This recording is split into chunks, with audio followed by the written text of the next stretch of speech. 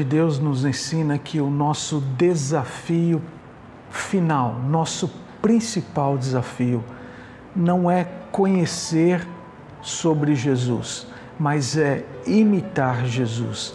É claro que conhecer sobre Jesus é importante para que a gente possa imitá-lo, mas nosso desafio final é exatamente isso que acabamos de cantar. Quero ser como Cristo, é imitar a Cristo. Que Ele mesmo, o Senhor, o abençoe, dando condições não só de conhecimento sobre a pessoa de Jesus, mas a intenção, a pura intenção de imitar Jesus na sua vida. E você pode fazê-lo assim nesta semana. Imitar Jesus no seu ambiente de trabalho, no seu ambiente de família e imitar a Jesus com aqueles que estão ao seu redor, onde você estiver. Seja um imitador de Jesus. É isso que Ele espera de cada um de nós. Muito bom ter vocês, todos membros da igreja, convidados e visitantes neste ministério da Primeira Igreja Batista do Rio de Janeiro.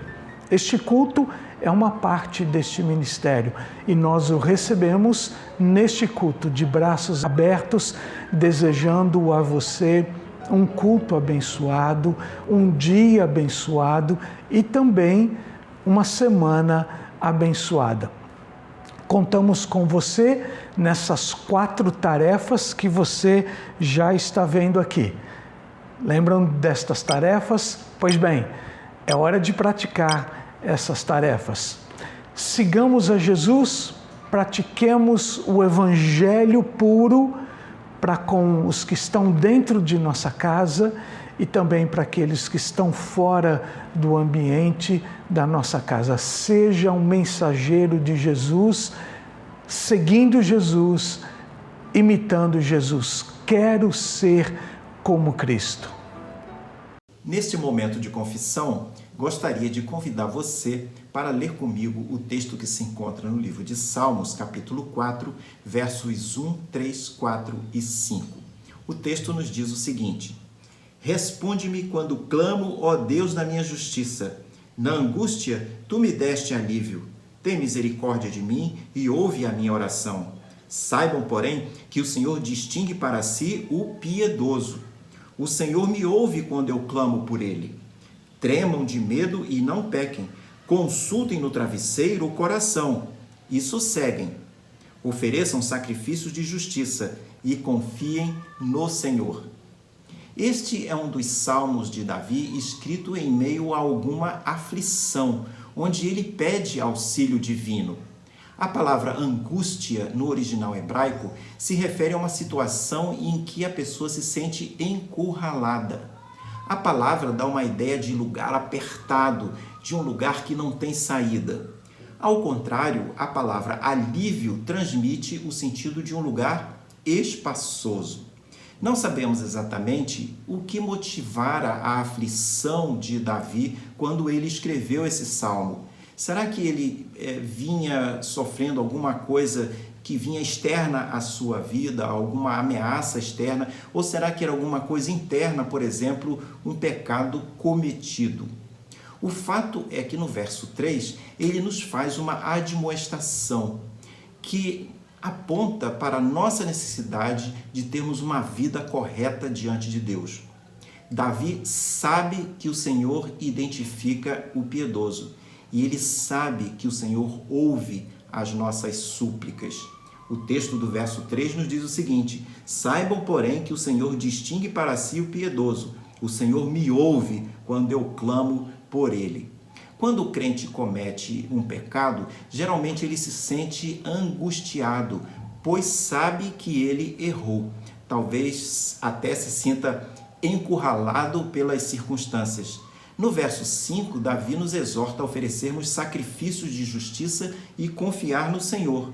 Sacrifício de justiça pode ser considerado, pode ser visto como reconhecermos o nosso pecado e confessarmos esse pecado diante do Senhor.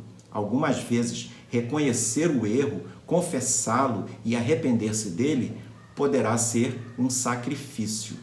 Mas com essa atitude poderemos certamente alcançar alívio em nossa angústia ou em nosso desconforto, sempre confiados que seremos ouvidos pelo Senhor. Baseado nessa confiança, convido você a orar junto comigo para confessarmos os nossos pecados. Deus e Pai, nós como igreja estamos reunidos aqui para colocar diante de Ti os nossos pecados e diante de Ti pedirmos perdão por eles, confiados na Tua misericórdia, confiados que Tu ouves as nossas petições, os nossos pedidos de perdão quando confessamos os nossos pecados. Por isso, Senhor, nós oramos em nome de Jesus. Amém. Somos a família Nunes. Eu sou o Isidro. Eu, Helenia. Desejamos que 2021 seja feliz e abençoado para todos nós. Deixaremos os versículos que muito gostamos, que se encontram em Abacuque 3, 17 e 18, que diz o seguinte: portanto, ainda que a figueira não floresça, nem haja fruto na vide, o produto da oliveira minta, e os campos não produzam mantimentos, as ovelhas da manada sejam arrebatadas, e nos currais não haja vacas. Todavia, eu me alegrarei no Senhor, exultarei no Deus da minha salvação. Tchau. Tchau.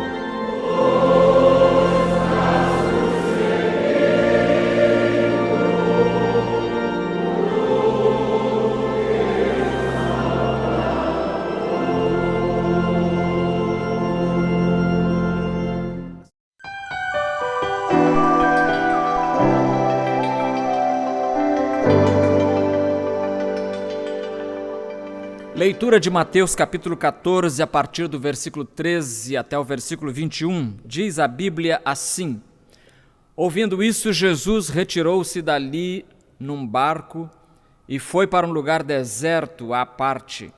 E quando as multidões souberam disso, seguiram-no a pé desde as cidades. Ao desembarcar, ele viu uma grande multidão, teve compaixão dela e curou os enfermos. Ao cair da tarde, os discípulos aproximaram-se dele, dizendo: O lugar é deserto e a hora já está avançada. Manda embora as multidões para que possam ir aos povoados comprar algo para comer. Jesus, porém, lhes disse: Eles não precisam ir embora. Vós mesmos dai-lhes de comer. Então eles lhe disseram: Temos aqui apenas 5 pães e 2 peixes. E ele disse: Trazei-os aqui. Depois de ordenar que as multidões se sentassem na grama, tomou os 5 pães e os 2 peixes, ergueu os olhos ao céu, abençoou-os e partiu os pães. Depois os entregou aos discípulos e eles os entregaram às multidões. Todos comeram e se fartaram, e recolheram-se 12 cestos com os pedaços que sobraram. Os que comeram foram cerca de 5.000 homens, além de mulheres e crianças. Dai-lhes vós de comer. Oremos. Ó Senhor, possa a Tua palavra alcançar os nossos corações nesta hora e suprir as nossas necessidades espirituais. Em nome de Jesus. Amém.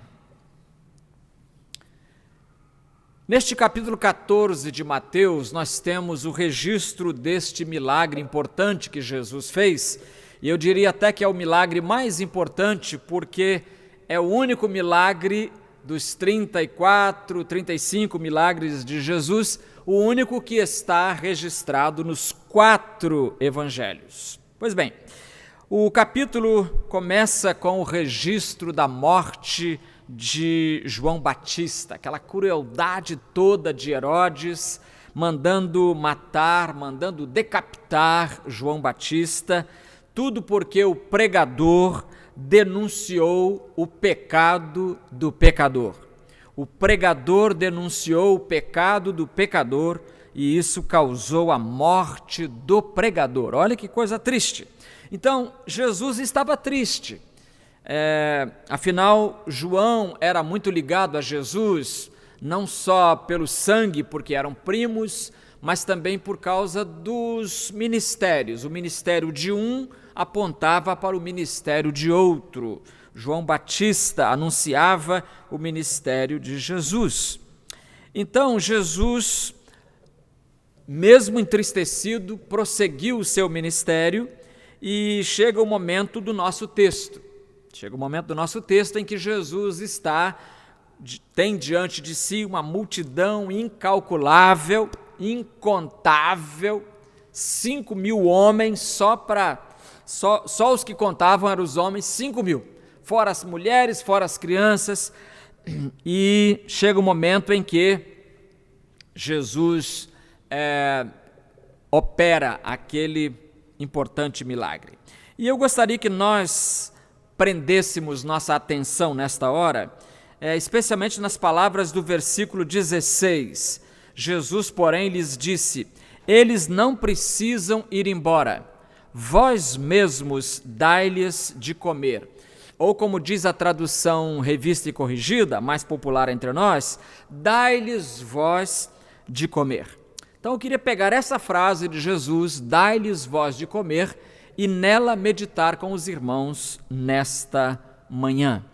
E a primeira coisa que nós temos aqui neste imperativo, nesta frase, é justamente o imperativo. Primeira coisa é o imperativo, dai, é o imperativo afirmativo plural. E esse imperativo parte de um problema.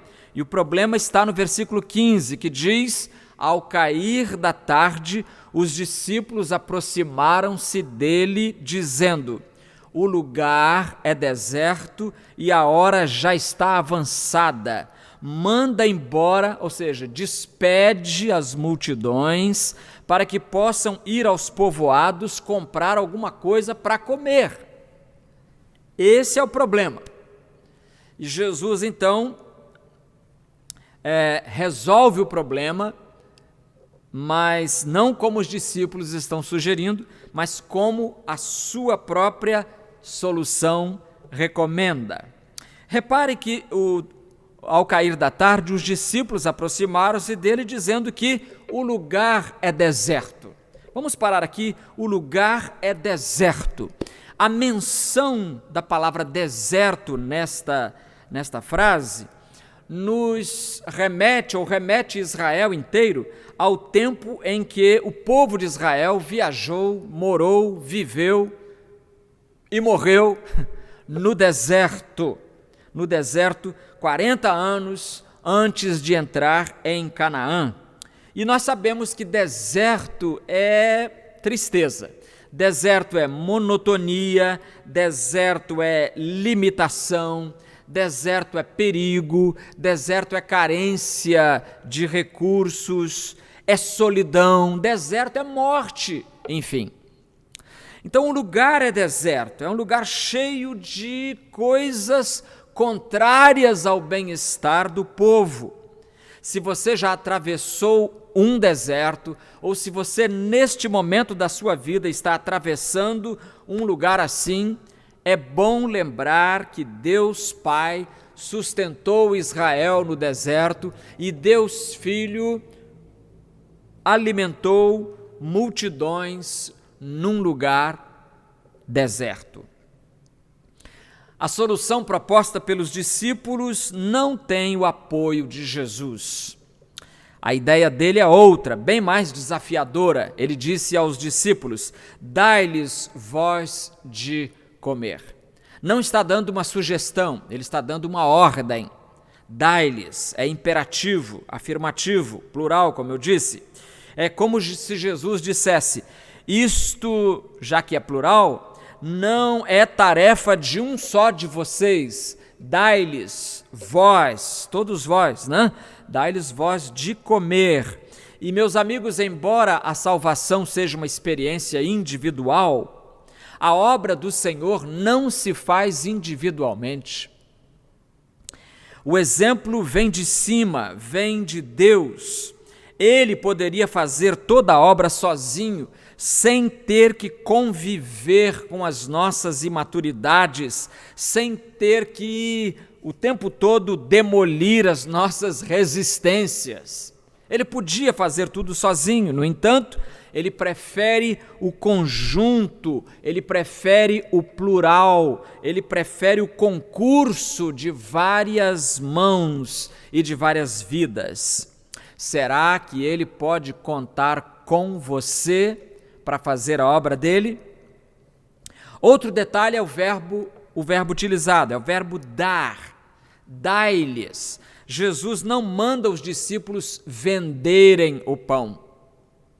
A salvação nos é em Cristo oferecida gratuitamente. Diz a Bíblia: de graça recebestes, de graça dai. Mateus capítulo 10, versículo 8. Então a salvação não é um produto, não sendo a salvação um produto, o templo não é mercado, não é feira, não é shopping center, e pregador não é vendedor, porque o evangelho não é um produto que você encontre no mercado religioso. Então Jesus não manda vender, Jesus também não manda trocar. Ele não usa o verbo trocar. Há quem pense que evangelho é trocar a salvação por boas obras. Eu faço boas obras e em troca Deus me dá a salvação. Não. Ou talvez pela observância de regulamentos, de normas de conduta. Também não. Jesus também não usou o verbo emprestar.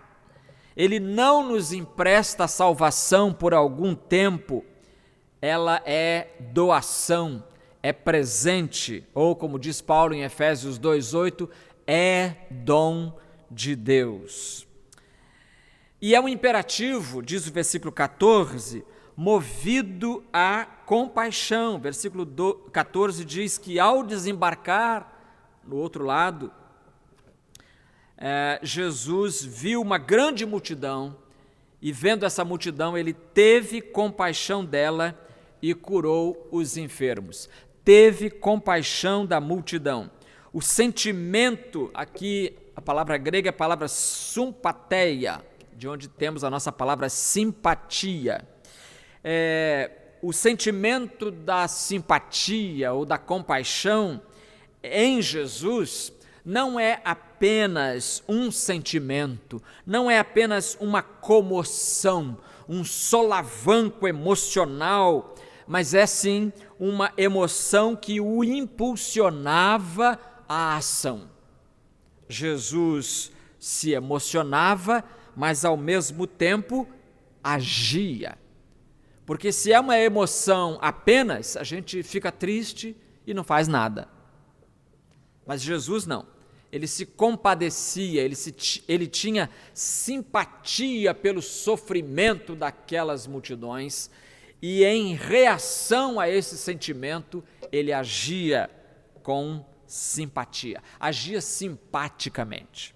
O grande pregador Spurgeon disse que há homens famintos ao nosso redor, sabemos disso. Para alimentá-los, a superstição oferece pedras em vez de pão. A infidelidade tenta persuadi-los de que não estão com fome. Não, fica tranquilo, vocês não estão com fome, não.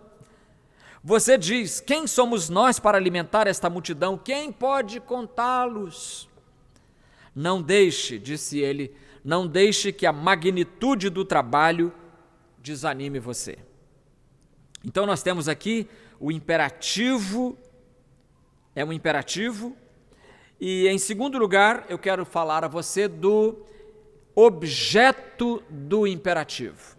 Do objeto do imperativo. A quem foi dado o imperativo? Jesus disse aos discípulos, dai-lhes voz. Voz. Aqui a ênfase está no vós, no grupo dos discípulos, porque é aos discípulos que compete alimentar a multidão. É interessante isso, porque Jesus não convoca seres angelicais para fazer essa obra, Jesus não convoca seres angelicais a sobrevoar a multidão, como disse o pastor Sorém. É com a igreja que ele conta, porque a igreja é a força militante, é a força ativa que a igreja, que Deus tem. E ele, o Senhor, está contando comigo para fazer esta obra, e meu amigo, ele está contando também com você, para você fazer esta obra.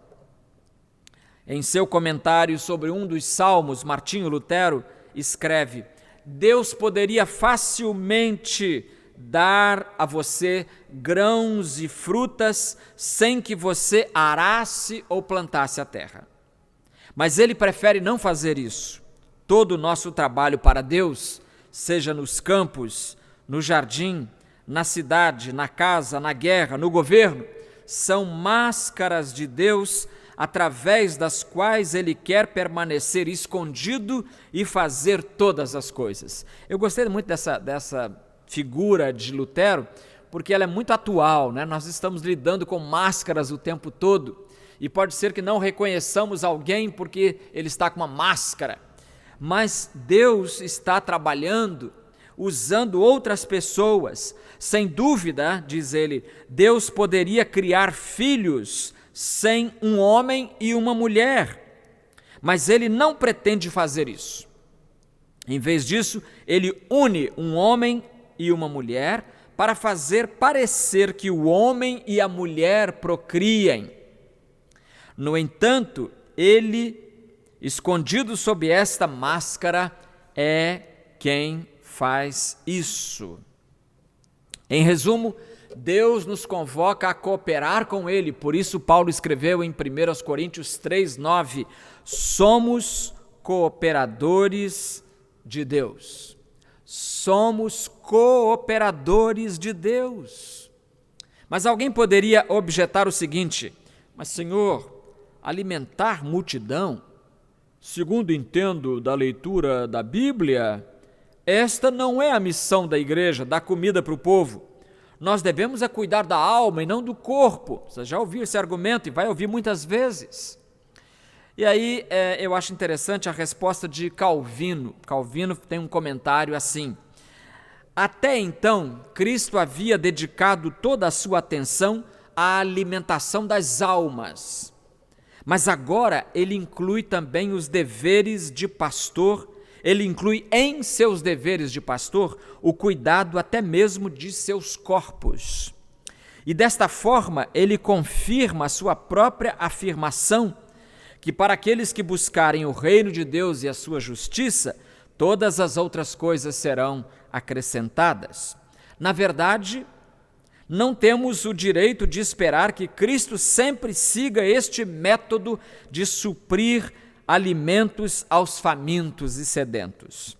Mas é certo que Ele nunca permitirá que ao seu povo falte o necessário para a vida, mas estenderá sua mão do céu sempre que achar necessário suprir suas necessidades. Aqueles que desejam ter Cristo como seu provedor, é uma advertência dele agora, aqueles que desejam ter Cristo como seu provedor devem primeiro aprender a não desejar luxos refinados, mas a se contentar com pão de cevada, porque Jesus multiplicou, 5 pães de cevada, que era a comida mais simplesinha que havia. Então, Jesus multiplica esse pão. Jesus não vai multiplicar o nosso caviar.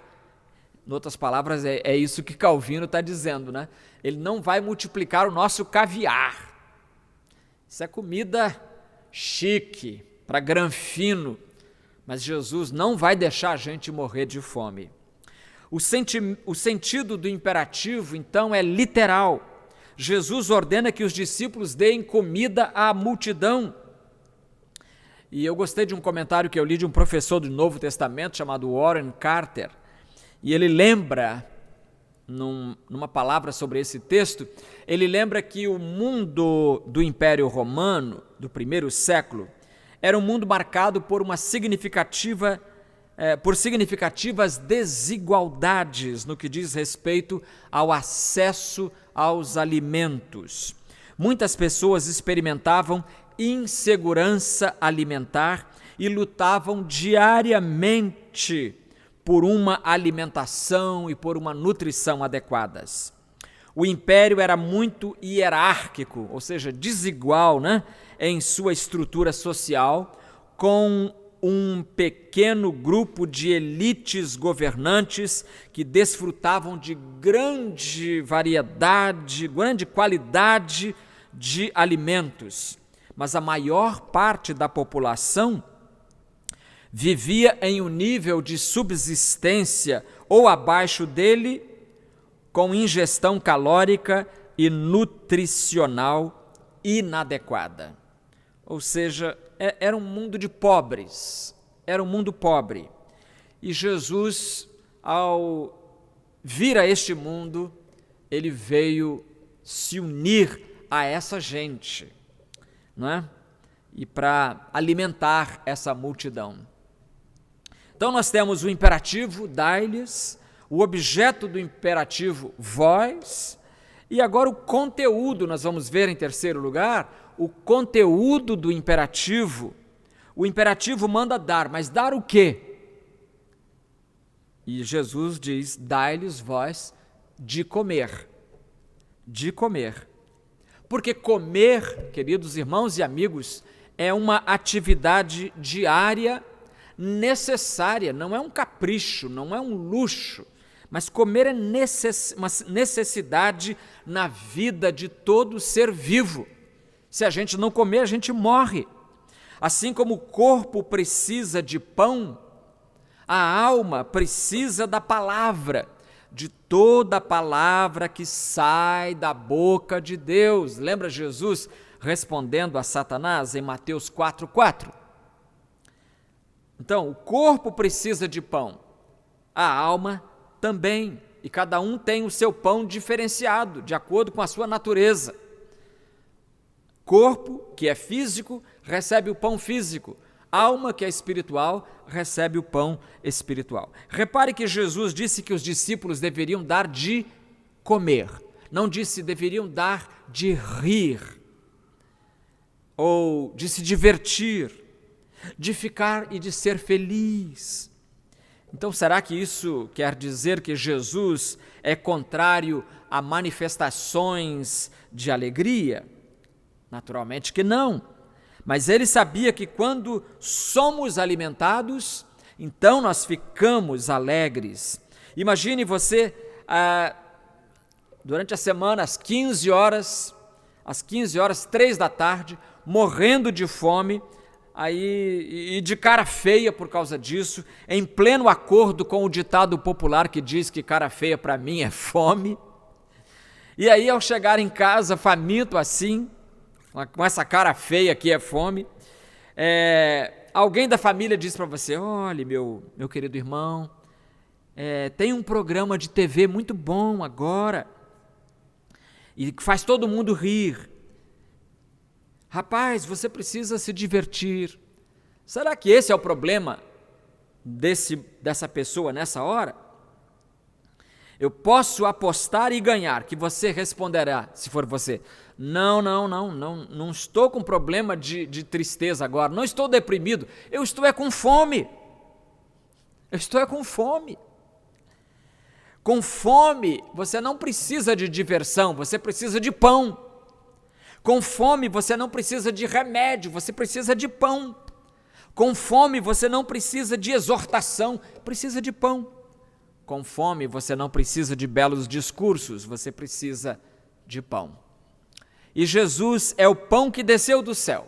O relato de João, quando João fala sobre isso, João capítulo 6, ele conta que logo depois que Jesus multiplicou o pão, Jesus fala de um pão, um outro pão, do pão que não perece, de um pão que não dá bolor, de um pão que não mofa.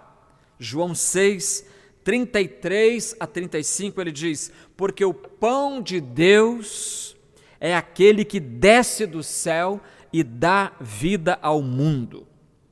Olha só, o pão de Deus. Aí disseram-lhe: Senhor, se é um pão que desce do céu, dá vida ao mundo, dá-nos sempre desse pão. João 6,34. Jesus lhes declarou: eu sou o pão da vida. Quem vem a mim jamais terá fome, e quem crê em mim jamais terá sede. Eu sou o pão.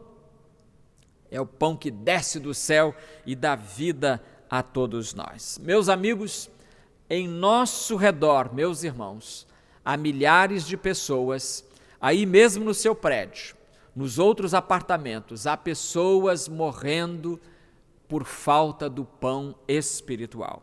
Nós não podemos olhar o mundo faminto e fingir que não é conosco. Não podemos agir ou reagir como os personagens dessa seguinte história com a qual encerro. Conta-se que 2 sociólogos liberais estavam seguindo por uma rua e conversando, de repente passaram por um homem caído. O homem estava inconsciente, o homem estava coberto de cortes e hematomas, como resultado de um terrível assalto. Um dos sociólogos voltou-se para o colega e disse: quem quer que tenha cometido esse ato terrível, realmente precisa da nossa ajuda. Precisa. Mas antes de ajudar aquele bandido, é preciso ajudar o que está caído aqui.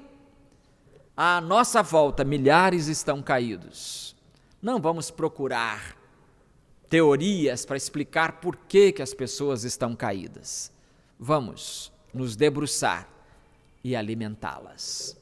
Vamos orar? Senhor Deus, nós te pedimos que abras os nossos olhos do corpo e da alma, para que possamos ver as necessidades das pessoas à nossa volta. Livra-nos, ó Deus, da tentação de espiritualizar as carências das pessoas, negligenciando o suprimento para os seus corpos. Ajuda-nos a continuar orando pelo pão nosso de cada dia. E, aliás, obrigado, porque não nos tem faltado o pão nosso de cada dia. Em nome de Jesus agradecemos. Amém.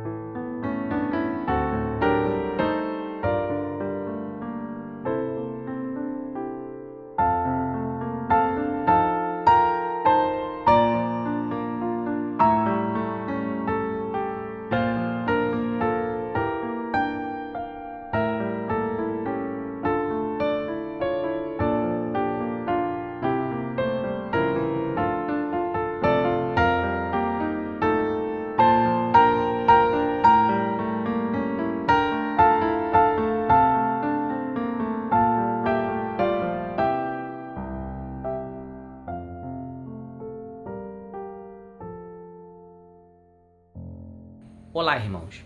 Desde 1942, a Escola Vitória está com suas portas abertas para formar vitoriosos. Esse é um dos lemas principais da instituição, que atua como braço educacional da nossa igreja, oferecendo ensino de qualidade e valores cristãos. A nossa escola nasceu de corações missionários, que impactaram positivamente a vida de muitas crianças. E nós desejamos continuar este ministério. Por isso, pedimos que nos ajudem, divulgando a Escola Vitória em suas redes sociais. As matrículas para o ano letivo de 2021 já estão abertas e nós contamos com este apoio. Você pode participar também, adotando uma criança e custeando uma parte de sua mensalidade este ano. Assim você estará ajudando as famílias que necessitam de um auxílio financeiro para manterem seus filhos estudando conosco. E sobre isto, eu quero enfatizar com os irmãos, nós precisamos avançar, ampliar as doações. Este ano, em função da pandemia, muitas famílias foram impactadas e estão em dificuldades. Por isso, seja um doador. Você pode doar a partir de qualquer valor e 100% desses recursos serão direcionados para as famílias necessitadas. Ore por isso, invista, participe deste projeto. Muito obrigado a você que cultuou conosco nesta manhã. Que o Senhor abençoe a sua vida, a sua família, o seu trabalho, as suas finanças e a sua fé em Cristo aumente mais e mais. À noite, 19 horas, estaremos juntos cultuando o nome do Senhor. Muito obrigado também a você que tem contribuído fielmente para o sustento da obra do Senhor. Não nos cansamos de agradecer a Deus o fato de que Ele tem levantado servos fiéis que sustentam a sua obra, membros da igreja e não membros também. Vamos orar. Ó Deus, nós te louvamos pela oportunidade de termos cultuado o teu nome. Continua cuidando de nós, das nossas necessidades físicas, emocionais, sobretudo as espirituais. Abençoa estas famílias, o teu povo, os irmãos em Cristo, os crentes novos, os antigos, aqueles que ainda vão ser crentes, que vão se juntar ao teu rebanho. É a nossa oração, em nome de Cristo. Amém.